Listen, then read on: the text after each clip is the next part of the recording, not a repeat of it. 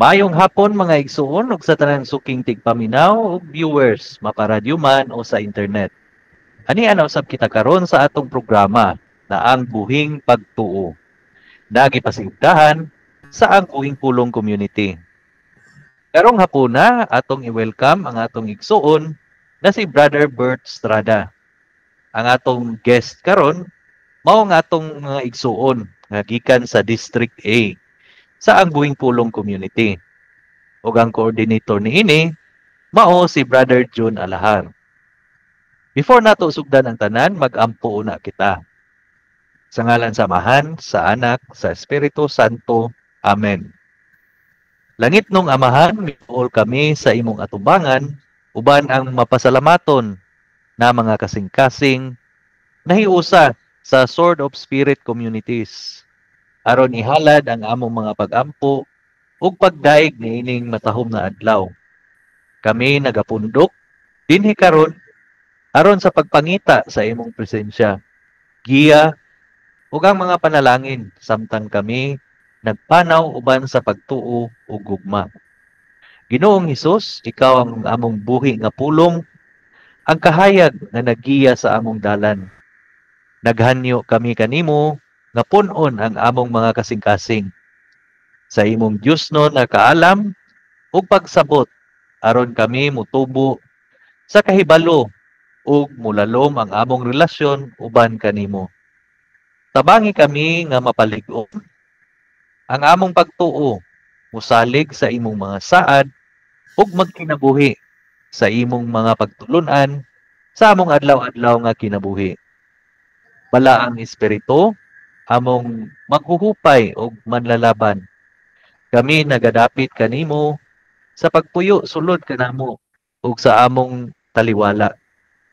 Iganhawa ang bagong kinabuhi sa among mga espiritu ug sugdi ang kalayo sa imong gugma sa among mga kasing-kasing. Palig-una kami na mahimong maisugon na mga saksi sa imong kamatuoran. Ipaambit ang maayong balita sa tanan nga among masugatan. Ihatag kanamo ang kaisog sa pagbarog nga lig-on ang among conviction ug sa pagkinabuhi isip od na mga disipulo ni Kristo. Ibayaw namo kanimo Ginoo ang among komunidad, among mga pamilya, among mga minahan sa kinabuhi. Kami nagampo alang sa imong panalipod, tagana ug kalinaw nga maanaa sa matag usa kanamo.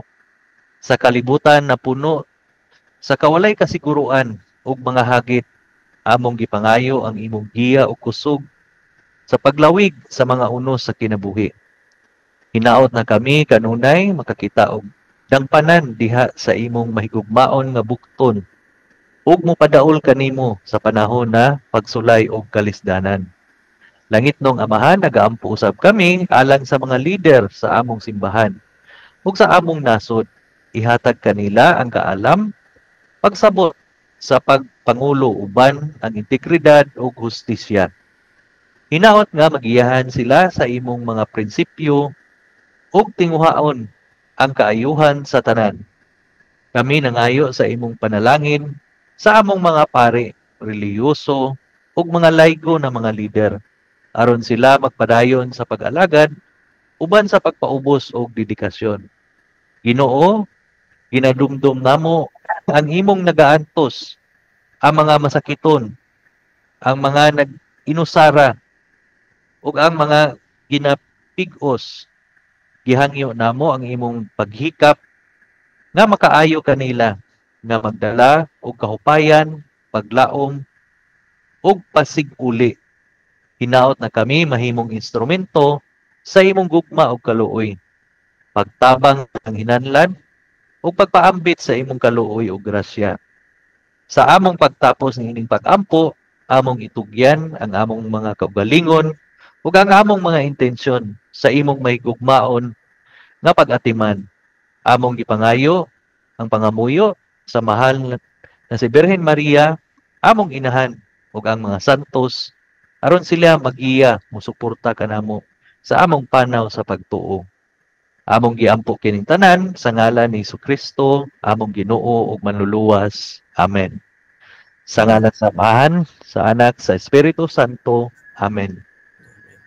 Og magpadayon kita mga igsuon sa atong programa sa dili madugay atong pagabasahon ang Ebanghelyo para sa ugmang adlaw puhon sa Domingo.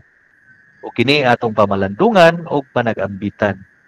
Pati na tuguti ako sa paghatag o gamay na impormasyon. Kabahin unsa kining adlaw o kapistahan nga gisaulog sa simbahan. Karong Pebrero 23. Karong Domingo gisaulog sa simbahan Katoliko ang ikapito na Domingo sa ordinaryong panahon. Diin nakatutok ang mga pagtulunan ni Hesus mahitungod sa gugma, pagpasaylo o kaluoy. Ang pagbasa sa Ebanghelyo karong Domingo diha ni San Lucas kapitulo 6 bersikulo 27 ngadto sa 38. Di gisugo ni Hesus ang iyang mga disipulo nga higugmaon ang ilang mga kaaway, buhata ang maayo sa mga nagdumot kanila. Panalanginan ang mga nagtunglo kanila o pag-ampo alang sa dagmal kanila. Kini na mga tudling nagpasiugda sa radikal na kinaiya sa Kristohanong gugma ug sa pagkamahinungdanon sa pagpasaylo. Gitawag niini ang mga Katoliko o ang mga Kristiyanos nga mamalandong sa ilang binuhatan ug maningkamot sa pagpuyo niini na mga pagtulunan sa ilang adlaw-adlaw nga kinabuhi. Pag-ugmad sa usa ka mas maluluyon ug masinabtanon nga kalibutan. Hinaot na nakadugang kini ug kahibalo kaninyo aron maila kining santos ug isaulog nga kapistahan sa simbahan karong Domingo. So dili na nato dugayon ug atong tawagon ang atong igsuon na si Brother Bert sa pagbasa sa atong Ebanghelyo. Daghang salamat, Brother Ryan. So ang atong Ebanghelyo gikan sa Ebanghelyo ni sumala ni Lucas kapitulo 6 bersikulo 27 paingon sa 38. Apan sultihan ko kamong mga nagpaminaw. Higugmaan ninyo ang inyong mga kaaway. Buhatin ninyo maayo ang mga magdumot kanimo. Panalanginin ninyo ang mga magpahimaraot kaninyo. O pag-ampo kamo alang sa mga magpasipala kaninyo. Kaniya nga musagpa kanimo sa aping, itahan mo usab ang pikas. O kaniya nga muagaw sa imong kupo, ayaw usab pag-ihikaw ang imong kamisula. Hatagi ang tanang mangayo kanimo, ug siya nga magkuha sa imong mga butang, ayaw pagbawii niini. Ug buhati ang mga tao sa buot ninyo nga ilang pagabuhaton kaninyo. Ug kung mauray inyong higugmaon ang mga nahigugma kaninyo, unsa may dungog ninyo. Kay bisan gani ang mga makasasala, naghigugma man sa mga nagahigugma kanila. O kung mauray inyong buhatan, ug maayo ang mga nagbuhat ug maayo kaninyo, unsa may dungog ninyo. Kay bisan gani ang mga makasasala, nagabuhat man sa ingon. O kung ang inyong pahulamon maura ang mga tao nga adunay inyong mapaabot, nga madawat gikan kanila, unsa may dungog ninyo. Bisan gani ang mga makasasala, magpahulam man ngadto sa mga makasasala, nga magpaabot nga makadawat usab sa sama sa gipahulam. Apan higugmaan ninyo ang inyong mga kaaway, ug buhati silag maayo. Ug pahulama sila sa walay pagpaabot ug bisan unsa gikan kanila. Ug dako unya ang inyong balos, ug kamo mahimong mga anak sa labing halangdon. Kay siya mapaungaron man bisan sa mga taong walay igabalos ug sa mga daotan. Magmaluluyon kamo, maingon nga maluluyon man ang inyong amahan. Ayaw kamo paghukom sa uban, o kamo dili nila pagahukman. Ayaw ninyo sila pagpakasada, o kamo dili nila pagpakasadon. Pagpasaylo, o pagpasayloon kamo. Panghatag kamo ug kamo pagahatagan. Ang takos nga pinaugdo, dinasok nga tinantan ug magaawas, igabutang raunya diha sa inyong sabakan. Kay ang takos nga inyong igahatag mao usab unya ang takos nga inyong pagadawaton. Ang ebanghelyo sa Ginoo. Salamat sa Diyos. Salamat kaayo Brother Bert sa pagbasa sa atong ebanghelyo ug karon ato kining pamalandungan ug pagaambitan ang balaang pulong sa Dios. Ang ebanghelyo sa nilabay na Domingo nagahisgot bahin sa Beatitudes no nagihatag ni Hesus. Sa karong Dominguha, ang sentral na tema niining ebanghelyo mao ang radikal nga gugma ug walay kondisyon nga kaluoy. Diha ebanghelyo ni San Lucas kapitulo 6 bersikulo 27 ngadto sa 38 si Hesus naghatag og gamhanan og mahagitong mensahe may tungod sa gugma, pagpasaylo ug kaluoy. Iyang gisugo ang iyang mga sumusunod sa paghigugma sa ilang mga kaaway. Pagbuhat og maayo niadtong nagdumot nila. Pagpanalangin niadtong nagtunglo kanila ug pagampo alang niadtong nagdangmal kanila. Gipasiugda ni Hesus ang kining radikal nga gugma ug kaluoy na kinahanglan ipaabot bisan niadtong dili takos niini nga nagpakita sa walay kondisyon nga gugma ug kaluoy sa Dios.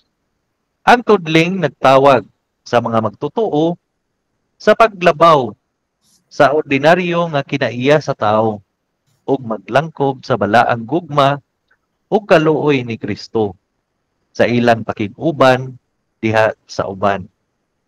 Kini nga tudling nagdapit kanato sa pagdawat sa mas taas nga sukdanan sa gugma ug kaluoy nga nagpaabot sa atong mga kasing-kasing ug ang mga relasyon sa proseso. Hinaot na nakadasig kita sa pagsunod niini na mga pagtulunan uban sa mga kaisog ug kaluoy na magpakita sa gugma ni Kristo sa kalibutan. Alang sa akong personal na pamalandong, kini natudling ebanghelyo, natandog ako sa lawom ug makapabag-o nga kinaiya sa pagtulunan ni Hesus. Ang sugo nga higugma ang imong mga kaaway, usa ka radikal nga pagbulag gikan sa natural nga hilig sa tao nga manimalos o maghambin o kasuko patok sa mga nakasala kanato. Hinuon si Hesus nagtawag kanato sa pagtubag uban sa gugma, pagka mabination ug pagpasaylo nga nagsalamin sa walay kinatuban nga kaluoy sa Dios. Kini na pagtulunan naghagit kanako sa pagsusi sa akong kaugalingon nga mga kinaiya o pamatasan ngadto sa mga nakapasakit o misupak kanako. Dili sayon ang pagwala sa kasuko o kapait apan ang mga pulong ni Hesus nagpahinumdom kanako nga ang tinuod nga pagkadisipulo nagkinahanglan o kinasing-kasing nga bukas sa pagpasaylo o pakiguli. Pinaagi sa paghigugma sa atong mga kaaway ug pagbuhat og maayo sa mga nagdumot kanato. Atong gibuak ang siklo or cycle sa pagdumot ug kapintas. Nagpalambo sa atong espiritu sa kalinaw ug kaayuhan. Ang instruksyon sa pagpanalangin sa mga nagtunglo kanimo ug pagampo alang sa mga nagdagmal kanimo dugang nga nagpasiugda sa kamahinungdanon sa paghatag og grasya o kaluoy sa tanan. bisan kadtong daw dili angayan. Kinahanglan kini og kausaban sa panglantaw, pagtan-aw sa uban pinaagi sa linte sa gugma sa Dios ug pag-ila sa ilang kinaiyanhon na dignidad ug bili. Ang pag-ampo niadtong nakasala kanato maoy gamhanan na buhat nga makapausab sa atong kasing-kasing ug hunahuna. Ibalhin niini ang atong pagtagad gikan sa atong kaugalingon nga kasakit ngadto sa kaayuhan sa uban nga nagpalambo sa empatiya ug pagsabot. Pinaagi sa pag-ampo atong gidapit ang grasya sa Dios sa pagbuhat sulod kanato nga makapahimo kanato sa pagpasaylo ug pagpangita sa kaayuhan sa uban. Ang mensahe sa kaluoy ni Hesus nagpahinumdom usab kanako sa kamahinungdanon ug pagkamaluluy-on sa akong kaugalingong kinabuhi. Sama nga ang Dios maluluy-on kanako. Ako gitawag sa paghatag sa samang kaluoy ngadto sa uban. Naglakip kini sa mga buhat sa pagkamabination, kaluoy ug pasaylo. Bisan kun kini lisod, pinaagi sa paglangkob niini nga radikal nga gugma ug kaluoy, nahimo akong salamin sa gugma sa Dios sa kalibutan. Samtang namalandong ko niini nga tudling, nagdasig ko sa pagpaningkamot alang sa mas taas nga sumbanan sa gugma o kaluoy sa akong inadlaw-adlaw nga pakigpisog o pakiguban. Kini nagahagit kanako sa paglihok lapas sa akong komportable nga dapit og pagdawat sa usa ka kinabuhi sa radikal nga pagkadisipulo gimarkahan sa gugma, pagpasaylo ug kaluoy. Alang sa atong dugang na pagpamalandong ug pagpaambit, akong tawagon ang atong igsuon na si Brother Bort. Daghang salamat Brother Ryan no sa imong gipaambit nga pagtulun-an o refleksyon sa ato ang ebanghelyo. Para pod sa ako ang personal nga reflection niining nga passage no sa ato ang ebanghelyo, makita nato no dinhi unsa gid ay kalisod ang pagsunod sa atong Ginoo no. Kanin nabasa man nato ni sa mga niagi nga mga Domingo sa niagi mga basahon nga iyang giingon nga kung kita buot nga mosunod kaniya ato ang alsahon ang atong kaugalingon nga krus no. So dili gyud sayon ang magsunod kaniya kay mapas-an kita og krus, dili kita ga sakay og sakyanan nga aircon lisod ka og dinhi kani nga mga pagtulun-an medyo gyud siya dili gani kayo nato masabtan sa ato ang tawhanon nga pagsabot no nga murag sa imo panggiingon nga pagka-describe niini sa radical kay siya nga idea sukwahi kaayo sa unsay murag ato ang naandan nga ikaingong murag natural nato nga panghuna-huna no so munang radical kay dili siya haom sa unsay ato ang giisip nga natural nga mga panghuna-huna pareha ni anang kung sagpaon ka so kani common kay ni siya nga ano no nga passage nga gina-cite sa mga teachings nga kung sagpaon ka sa imong isa ka aping itahan ang pikas nga aping murag dili gyud kung ato ang gamiton ng ato ang tawhanon lang nga pagsabot niini isip nga tao murag isagpa na gani ka nga ano nga imo pa mang itahan ang imong pikas nga aping kung sa ato nga ordinaryo tawhanon pagsabot kung gisagpa na ka labi ang nawong is ang representasyon sa imong pagkatao, no, maski gani nga sa atong baod dinis Pilipinas, lahi gyud ang treatment kung gilaparo ang imuhang nawong, no? Kung kasuhan ka, pa ning nawong kana siya murag dako nga insulto sa imong pagkatao nga gitawag nga slander by deed. So gihapak siguro imong ton, di kay na siya dako nga kuan, di kay siya dako nga murag krimen gani kay posible physical injuries lang kung nagkuan. Pero imong nawong once gani nagihilabtan, gisagpa na siya, dili siya injury lang physical, kung dili gikuan siya nga pagtamak sa imuhang dungog, no? Munang gitawag siya slander by deed, gipakaulawan ka pinaagi sa buhat. So sa atong tawhanon nga kalibutan, grabe na siya nga kuan nga insulto ang sagpaon ang imong nawong, maski ganig tapikon ra na murag dili kay murag muna siya ang represent sa kinsa kita. So kaning gisulti sa atong Ginoo nga dili lang ni siya murag sagpa nga si physical nga gipasakitan ka. Ang kuan gani is giyatakan ng imuhang pagkaikaw kay gisagpa na ka. Diya na gid ang isas pinaka kuan sa tao, no, nga kung atong feeling gidagmalan na ang ato ang pagkatao, mo react gid kita ato yung kuan nga dipinsahan ang ato ang dungog, ato ang ibarug ang ato ang dignidad, mo nang mo sukol na mo file ta og kaso, no. Pero dinhi tudlo sa ato nga human ka na nga himuon nga murag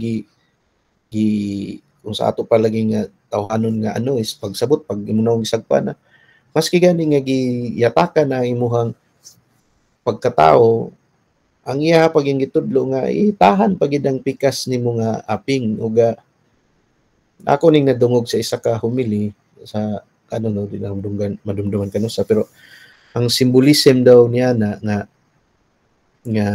sa kainit pagsagpa sim nawong init kay imong nawong kay lagi bugikan man ng ano, imo daw ang imong iatubang sa katong nagsagpa ang bugnaw nga bahin sa imong. Yeah, so dili nimo ayaw atubang nga og kainit pod ang unsa ang init. So ang imuhang ang kabugnaw ug ang peaceful sa imong part sa imong mo iatubang. So mo nga lisod gyud isip tao kung ato ang kaugalingon, ato ang gitagaan og maoray mas dakong bili atong personal nato nga paglantaw sa atong kaugalingon, dili nato kaya nga murag na insultuhan kita, napasakitan kita, di maglisod tag sunod sa Ginoo. Kay ang yang tawag is nga aron nga ato ang nga maserbisyuhan ug igugma ang atong isig kaingon, kinanglan nga andam kita nga maski ang ato anang kaugalingon, ato anang personal nga pride ang tandog, andam kita nga kaya nato nga kuan ba mulok away ta ato, pwede nato mapasaylo, pwede ta mo ato lang sang baliwalaon ang mga atake ato ang paminaw sa ato ang atong personal nga pride, ug ato ang kuano permanente is ang peace, no, peace ang kabugnaw sa ano. So muna dili siya radical gyud kaayo nga konsepto ug idea, ug dinagid siguro gyapon nga kay mo nang sa sugod daw sa kani nga pasahon yang ang nakabutang gid ingon siya, sultihan ko kamong mga nagpaminaw. So, kung nagpaminaw ta, kung gusto ta nga mahimong disipulo, mahimong sumusunod ni Kristo, kita nga gustong maminaw, mo ni ang iyang niya gipang gitudlo, no. So lisod ang kinabuhi nga in a way nga lisod siya tungod kay dili siya murag natural sa ato ang tawhanon pagsabot. Pero lagi kaingon pa nga lahi man ang pamaagi sa Ginoo sa pamag-agi sa tao. So, kung maminaw ta og angay ta nga mosunod, so maski kani nga medyo dili nato masabtan sa atong tawhanon nga panghuna-huna, kung buot gyud ta nga mosunod niya, kinahanglan nga ato gyud pod nga ato nga sundon ang iyang ikuan maski nga. So it takes kinahanglan og medyo lalom-lalom nga pagsalig o pagtuos Ginoo, aya ka makahimo ani nga mga butang, no? Kay wala gid mo di siya natural eh. So diha pod ang murag ingon lagi murag ang takos, no? Medyo masukod ang ato ang pagsalig o pagtuo kung kaya nato nga sundon ang isa ka ang kani nga mga pagtulon-an maski dili nato masabot sa atong tawhanon nga panghuna-huna. Ya, sa siguro ko brother. Okay, salamat kaayo Brother Bert, no? Imog yung gipalalawuman pa ang atong kuan, no? Pagpaambit, no? Kabahin anang no? Radical gid siya. So karon akong tapuson og akong hiusaon ang mga punto dinhi sa ebanghelyo ni San Lucas. Sa konklusyon, ang ebanghelyo ni San Lucas nagtanyag og lawom na mahagiton na mensahe kabahin sa radikal nga gugma, pagpasaylo ug kaluoy. Si Hesus nagtawag kanato sa paglabaw sa ordinaryo nga kinaiya sa tao ug sa paglangkob sa balaang gugma diha sa atong pakig-uban diha sa uban. Kini nga tudling nag-awhag kanato sa pagpamalandong sa atong mga kinaiya ug pamatasan ug sa pagpaningkamot alang sa mas taas nga sukdanan sa pamatasan nga nagsalamin sa walay kondisyon nga gugma ug kaluoy sa Dios. Hinaot nga kini nga tudling magdasig kanato sa paglangkob sa radikal nga gugma ug kaluoy nga gitawag ni Hesus kanato ug pagbag-o sa atong mga kasing-kasing ug mga relasyon diha sa uban. Atong paningkamutan nga sundon kini nga mga pagtulon-an uban ang kaisog ug kaluoy nga nagpakita sa gugma ni Kristo kalibutan. Ug dinhi na lang kita kutob mga igsoon, magpasalamat kami sa tigdumala sa DXDB radio station. Technical staff sa atong mga suking tigpaminaw ug tigtan-aw sa FB Live. Salamat usab sa mga lideres sa Ambuhing Pulong Community ug sa tanang membro niini. Uban sa inyong igsuon na si Brother Bert Estrada ug kini ang inyong igsuon na si Brother Ryan Chris Sandugan. Kami mapasalamaton sa inyong makununayon na pagpaminaw ug pag-uban kanamo diha sa radyo or sa Facebook. Kami manamilimit og moingon, maayong hapon kanatong tanan, and God bless us all. Thank you ug dalaygon ang Dios.